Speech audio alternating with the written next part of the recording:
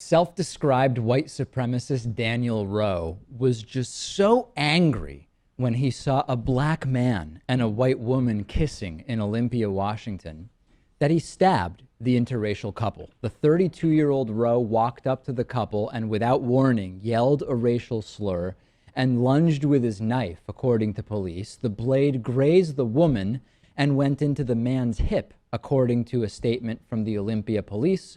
After the attack, and this is the most amazing part, Rowe ran off as stunned onlookers dialed 911, and the 47-year-old male who had been stabbed, not realizing how badly he was injured, actually chased down the white supremacist, tripped him up, and held him on the ground, or rather, he hit his head on the ground and was knocked unconscious until police showed up.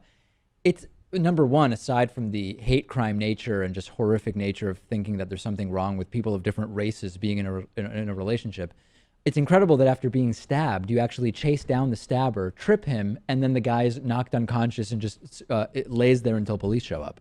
Yeah, that's great. And this is another one of those stories. White supremacists, they pretend they're tough, but they're really not. Is that what you think? Yeah, and the vast majority of them hide behind screens and post comments on YouTube, like the ones you see right down here. Yeah, I find that tends to be the case. Police said that when they showed up, Rowe was unconscious, that he had tattoos that said skinhead, white power, and hooligan, and one tattoo showed a Confederate flag. He was arrested, booked into Thurston County Jail on 2 charges of first-degree assault and possible malicious harassment.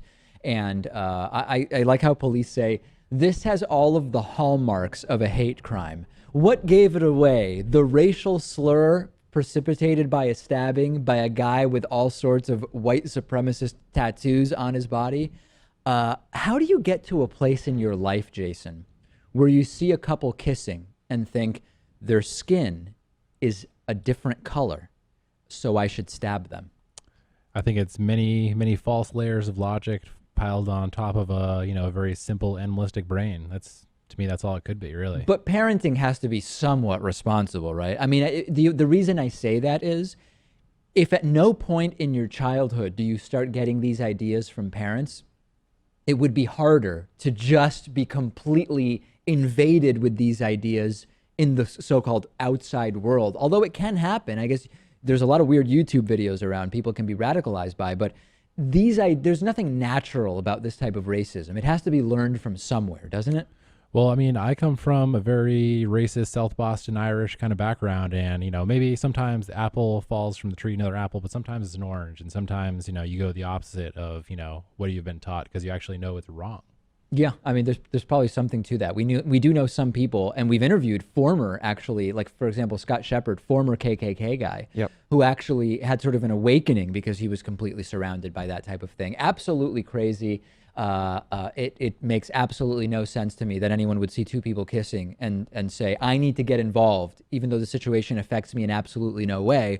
Although they would probably say, no, they are being affected by it because this is such a perversion of how the races should be divided in society or something like that.